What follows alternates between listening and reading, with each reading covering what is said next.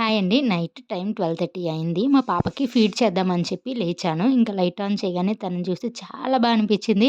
ఎంత క్యూట్‌గా, ఎంత పీస్‌ఫుల్‌గా బజ్జుందో అసలు. తననైతే అస్సలు డిస్టర్బ్ చేయాలనిపించలేదు. కాకపోతే ఫీడ్ చేయాలి కదా! అందుకని చెప్పేసి బలవంతంగా లేపుతున్నా. ఇక్కడ నేను లేపుతుంటే తను మాత్రం మంచిగా స్మైల్ ఇస్తుంది. కొంతమంది పిల్లలేమంటే నేను చూసిన వాళ్ళలో ఇలా స్లీప్ డిస్టర్బ్ చేస్తే చాలా ఏడుస్తారు. క్రాంకీ అయిపోతారు.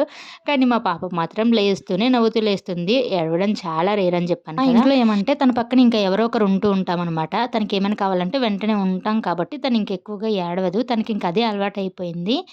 మోస్ట్‌లీ మా నాని అనమాట. తనైతే అసలు పాపను అస్సలు వదిలిపెట్టడు. నాకన్నా ఎక్కువ ఎఫెక్షన్ చూపిస్తాడు. మా పాపకి నాతో కన్నా వాళ్ళ డ్యాడీతో కన్నా వాళ్ళ బాబాయ్‌తోనే ఎక్కువ ఎఫెక్షన్ అనమాట. ఇద్దరు మంచిగా ఆడుకుంటారు. వాళ్ళని చూస్తే నాకు భలే అనిపిస్తుందసలు. చాలా వీడియోస్‌లో చెప్పాను. మా ఇంట్లో ఆడపిల్లలు లేరని చెప్పి. మా నివినే ఫస్ట్ అనమాట. అందుకని చెప్పేసి తనని అస్సలు ఎవరు వదిలిపెట్టరు. బాగా ఆడిపిస్తారనమాట. పిల్లల్ని ఆడిపిచ్చాలంటే చాలా పేషెన్సీ ఉండాలండి. అదైతే మా నానిలో చాలా ఎక్కువ. తను ఏడిస్తే నాకన్నా ముందు తనే ఎక్కువ రియాక్ట్ అయిపోతాడు. వీళ్ళ బాండింగ్ ఎప్పుడు ఇలాగే ఉండాలి.